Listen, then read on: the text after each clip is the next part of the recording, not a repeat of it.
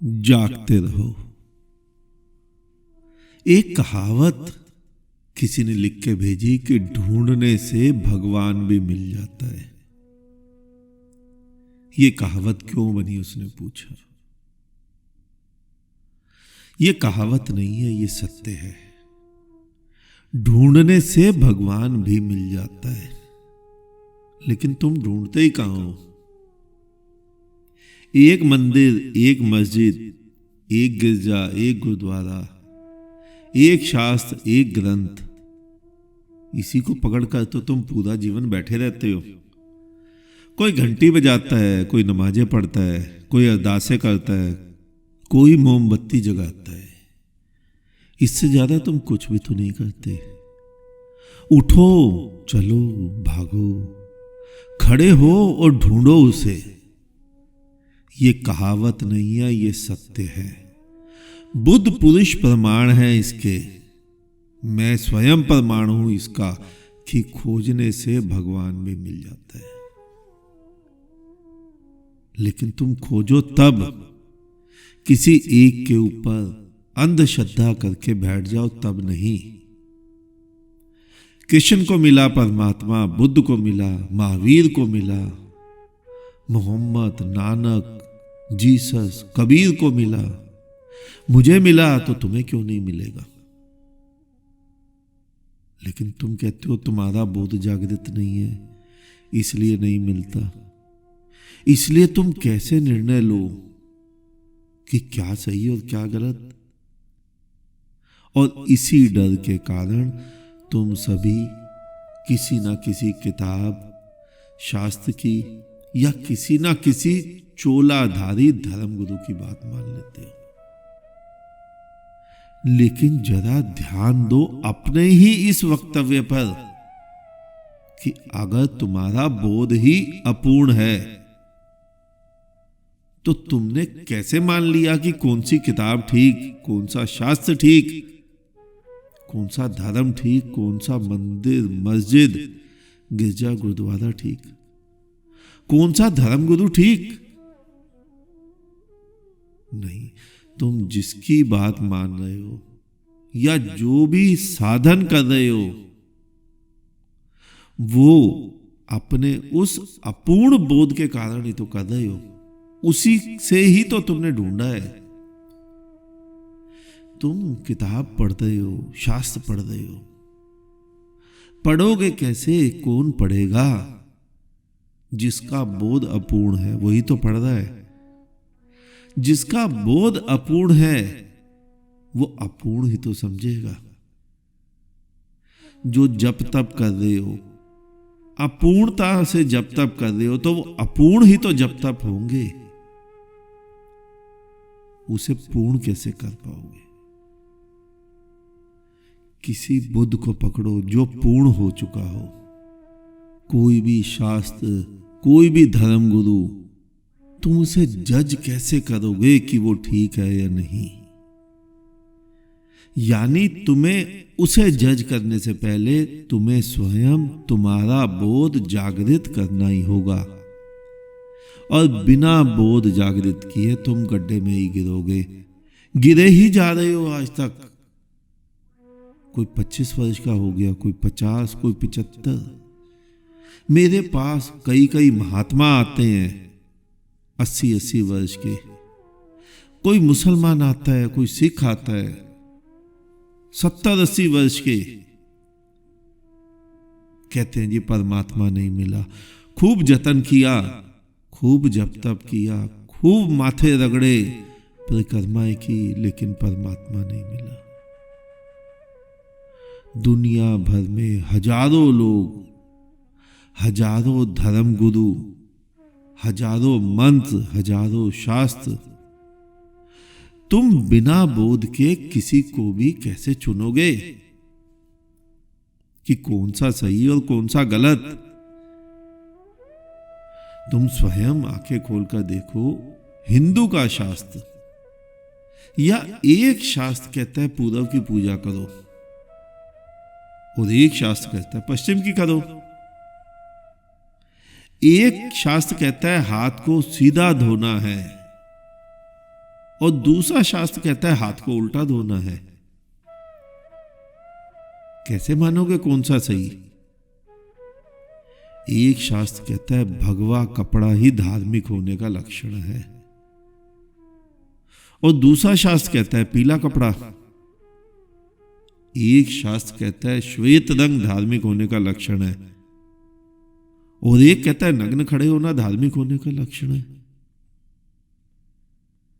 कैसे जानोगे कौन सा सही?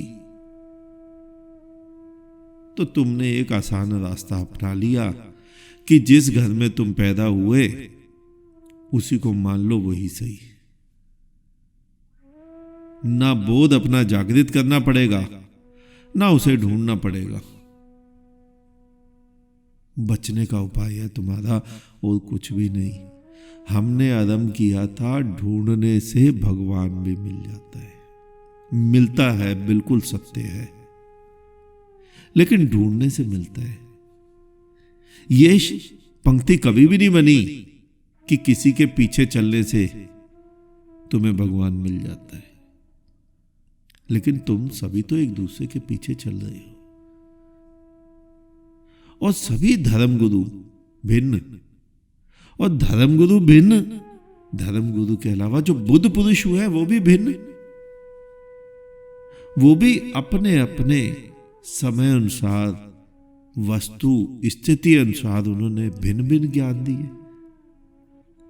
महावीर कहते थे चींटी को मारने पर नरक मिलता है, पाप लगता है, इसलिए चींटी को भी मत मारो, अहिंसा परमो धर्म।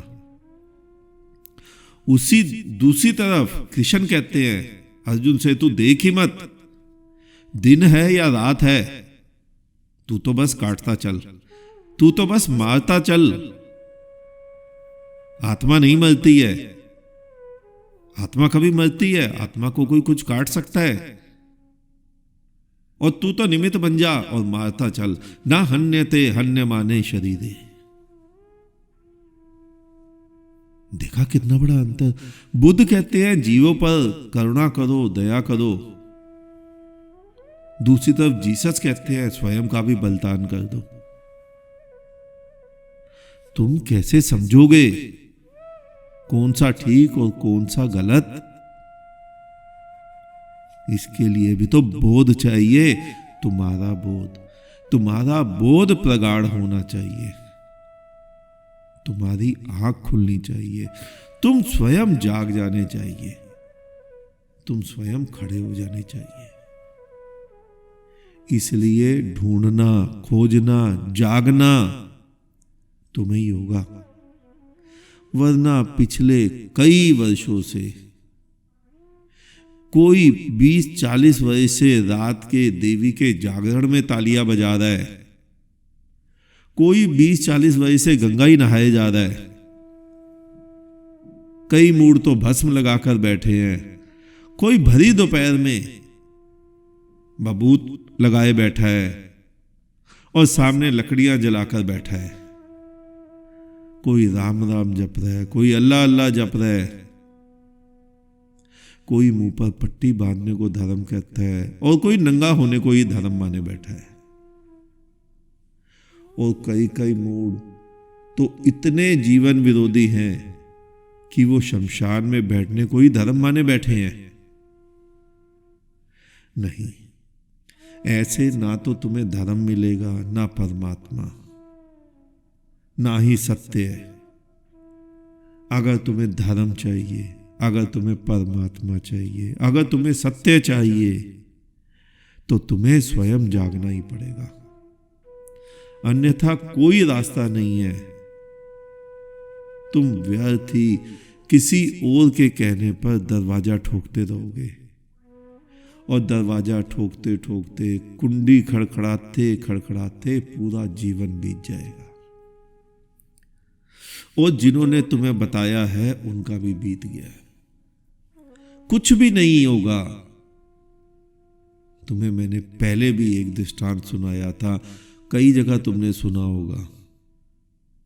एक पागल घर में एक पागल दीवार से कान लगाए कुछ सुन रहा था। थोड़ी देर में दूसरा पागल आया, वो कहता क्या है? उसने इशारा किया। पहले वाले ने मुंह पे उंगली रख के, चुप, चुपचाप सुनो। दूसरा भी सुनने लग गया, तीसरा, चौथा। शाम तक पूरे पागल घर के पागल उसी दीवार पर कान लगाए सुनने लग गए। शाम को डॉक्टर आया। उसने देखा पूरा अस्पताल खाली। कहां गए पागल? हड़कंप मच गया। ढूंढा तो सब एक दीवार से कान लगाए बैठे थे। डॉक्टर भी आया, अचंभित, ये क्या हो गया? उसने पूछा, क्या हुआ? पहले वाले पागल ने मुंह पे उंगली रखी, चुपचाप तुम भी सुनो। डॉक्टर ने 1 मिनट सुना, 2 मिनट सुना, आखिर झल्ला के पूछा, क्या है? मुझे कुछ भी तो नहीं सुनाई दे रहा है यहाँ। पहला पागल उठा, उसने खींच के एक तमाचा जड़ दिया डॉक्टर के मुंह पर। हम सुबह से कान लगाए बैठे हैं, हमें अभी तक सुनाई नहीं दिया। तुम्हें आए 2 मिनट हो गए, तुम्हें कैसे सुनाई दे जाएगा? तो तुम देखो, तुमसे पहले जिसके कारण तुम लाइन में लगे हो, तुमसे पहले वो कब के लाइन में लगे हैं। उन्हें परमात्मा नहीं मिला, उन्हें खुदा नहीं मिला, तुम्हें कहां से उस तरीके से मिल जाएगा? मैं ये नहीं कह रहा हूं परमात्मा नहीं है, मैं ये नहीं कह रहा हूं खुदा नहीं है। वो परमात्मा तो है जर्रे जर्रे में, वो खुदा तो वास कर रहा है, नाच रहा है अपनी खुदाई में। तुम्हें नहीं ढूंढना आ रहा, तुम गलत दीवार पर कान लगाए बैठे हो, तुम गलत कुंडी खड़खड़ा रहे हो, तुम अलग ढंग से ढूंढ रहे हो। अपूर्ण व्यक्ति अपूर्ण ढंग से ही तो कार्य करेगा। तुम्हारे धर्म गुरु भी तुम्हारी तरह है, वो भी अपूर्णता को हाथ में लेके अपूर्ण ढंग से ही कार्य कर रहे हैं, इसीलिए उन्हें नहीं मिल रहा है। ये पंक्ति, ये कहावत कि खोजने से परमात्मा भी मिल जाता है, पूर्णता सत्य है। बुद्ध इसका प्रमाण है, मैं इसका प्रमाण हूं। लेकिन तुम ढूंढो तब ना, किताब पकड़कर, कोई एक प्रार्थना रटकर, कोई एक आरती नमाज रटकर, कोई एक मंदिर मस्जिद गिरजे गुरुद्वारे को पकड़कर, तीर्थ को पकड़कर नहीं मिलेगा। कहावत ये थी, खोजने से मिलता है। तुम कहां खोज रहे हो? तुम तो डरे सहमे अपने आप को धर्म भीरू कहते हो। डरने वाला, धर्म से डरने वाला, परमात्मा से डरने वाला, ईश्वर से डरने वाला। डर से कहीं प्रेम होता है? जब तक तुम प्रेम नहीं करोगे उससे, तब तक मिलेगा ही नहीं। और उससे का मतलब किसी मंदिर की मूर्ति से नहीं, उससे जो कण कण में रसा बसा नृत्य कर रहा है, जो जर्रे जर्रे को महका रहा है, उससे। यही सूक्त है, उसी में खोजना पड़ेगा। परमात्मा ने संसार बसाया और संसार में ही खोजना पड़ेगा। तो ढूंढने से भगवान भी मिलता है, सत्य है। तुम ढूंढो बस। आज इतना ही, शेष किसी और दिन। अंत में चारों तरफ बिखरे फैले परमात्मा को मेरा नमन। तुम सभी जागो, जागते रहो।